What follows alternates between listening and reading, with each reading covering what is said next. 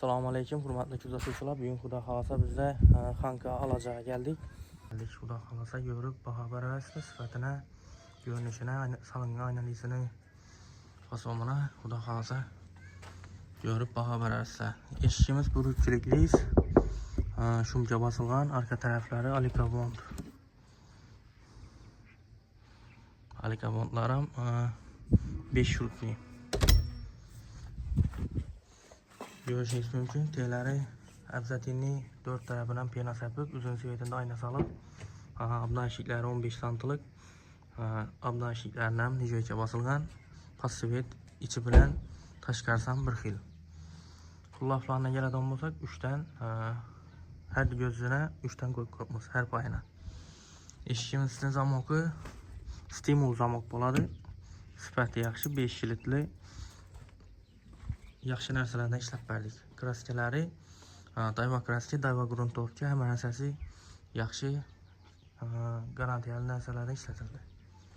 Demak, shunday xudo xolasa eshiklar kerak bo'lsa qaytarasizlar. Keyingi eshiklarni ham ko'rsatamiz. Hurmatli kuzatuvchilar, yana bu ikkilanchi eshigimiz. Bu chap taraf ochiladi. Devorga kelib yopishib turaveradi. Arka tarafları alikabond.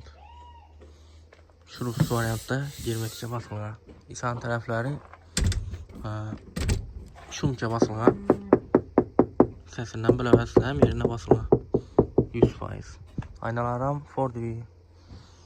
3'ten bir xil görünüşte dugaları hemen sesi içinde oldu. 3 kullab.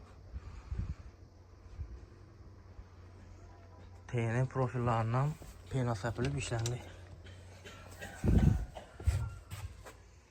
4 tarafım piyana bilen doldurulgan.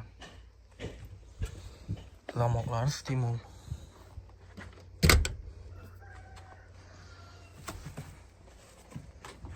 Usta bu eşikni çık yaktı mı? Orada acayip.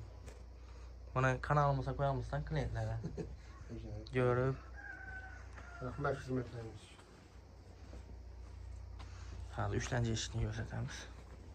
Yine bu üçlence eşiğimiz. Bakalım şu bir xil baştaki eşiklerin